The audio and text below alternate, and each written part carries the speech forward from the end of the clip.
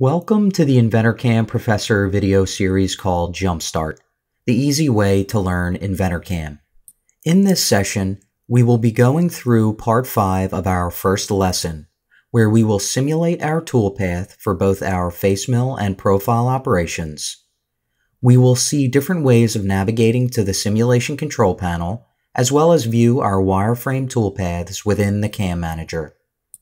Here we have our CAM part with a Facemill and Profile operation.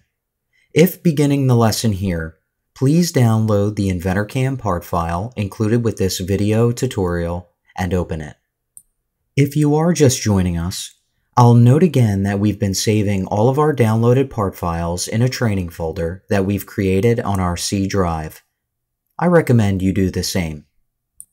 Now that our profile operation is completed, let's simulate our toolpath.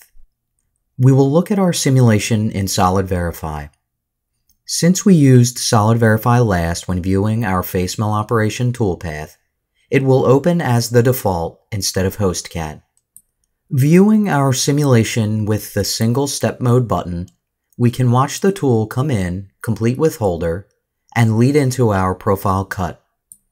As we continue through, we see it makes 3 profile passes around our part, and then comes back in for our finish pass.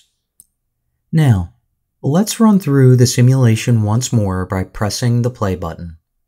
This time, let's stop it in the middle by pressing the pause button. If we want to start the simulation over from the beginning, we simply go to the InventorCAM Manager and click on the operation we are viewing. Now, we can press the play button again and you'll see that our simulation will start at the beginning. Let's exit our simulation and profile operation dialogues. We are not limited to only simulating one operation at a time. If we want to see both operations, we can do that one of 2 ways. We can select both operations in the CAM Manager by holding down the Shift key, or we can simply right-click on our operations folder in the CAM Manager. Either way we choose to do it, let's select Simulate. Instead of using the single step mode button for playback, let's use the operation step mode button. Even with multiple operations selected, this button allows us to simulate through only one operation at a time.